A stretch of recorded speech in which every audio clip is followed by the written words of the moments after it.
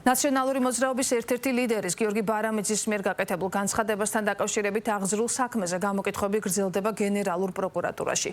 გამოძიება 2 ღალატის და საბოტაჟის მუხლებით არის დაწყებული. დღეს უკვე გამოიკითხა ყოფილი სამხედრო დავით ღვინჯილი, ამ წუთებში პროკურატურაში გამოკითხვაზე იმყოფება ანზორ მარგიანი, ასევე პაატა ზაქარაიშვილი და მაიზერ გელოვანი.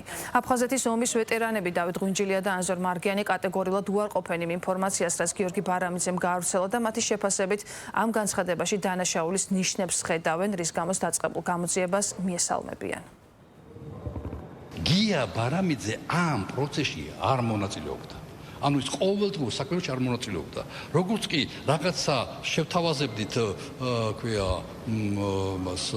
შევთავაზებთ კი არა, შევთავაზებოდით გაცვლაზე, გია ბარამიძე როგორც პარლამენტის წევრი ჩამოდიოდა ჩვენთან და ესწრებოდა გაცვლებს. ანუ მისი ჩართულობა იყო უფრო ფორმალური, ვიდრე რეალური. ამიტომ მას არ შეეძლო ცოდნა ის, რაც განაცხადა. ეს არის განცხადება, არის წმინდა მისი აზრი, მოსაზრება აბსოლუტურად ამოვარდნილი რეალობიდან და მე ამის მინდოდა ამის დადასტურება ამ გამოკითხვაზე, რომ შეუძლებელია მისი განცხადება შეესაბამებოდეს სინამდვილეს. არაფერი არ სიმართლეს, რაც თქვა ბატონმა ბარამიძემ.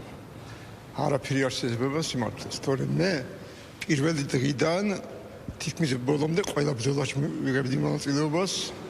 სამხედრო პოლკოვნიკი ვარ და ასეთი რამე არა თუ მე შევწრები ვარ, არც გამიგია საერთოდ.